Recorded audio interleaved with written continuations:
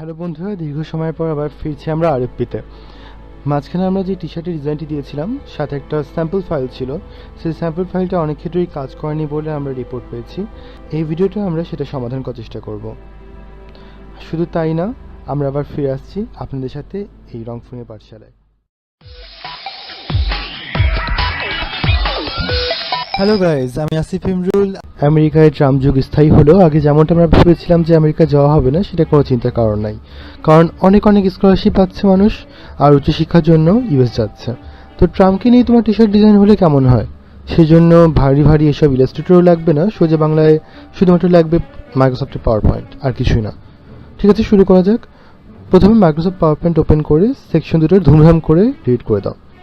এবার ইনসার্টে গিয়ে শেপ থেকে সুন্দর করে একটা চতুর্ভুজ এঁকে নাও। এই যে চারকোনা বক্সে ডাবল ক্লিক করলে ফরম্যাট। এবার জোস করে শেপ ফিল থেকে কালার সিলেক্ট করো। তোমার হাফ কাজ শেষ। এবার গুগলে যাও, টাইপ করো ট্রাম্প ভেক্টর অথবা ট্রাম্প ভেক্টর পিএনজি। পছন্দ মতো ছবি বাছাই করো, যেটার উপর পছন্দ হবে সেটার উপর রাইট ক্লিক করে ওপেন ইন নিউ উইন্ডো করে নাও। যদি ওপেন ইন নিউ উইন্ডো করে নাও তাহলে ছবি কোয়ালিটি মোটামুটি ভালোই থাকে। এবার নিউ উইন্ডো থেকে ছবিটি কপি করে পেস্ট করো পাওয়ার পয়েন্টের পাতায়। সামান্য একটু ছোটো বড়ো আছে, মাঝখানে নিয়ে এসে সুন্দর করে হাইট এবং উইডটা ঠিক মতো করে দিলাম, যাতে করে ঠিক মাঝখানে এঁকে যায় সেই ছবিটা।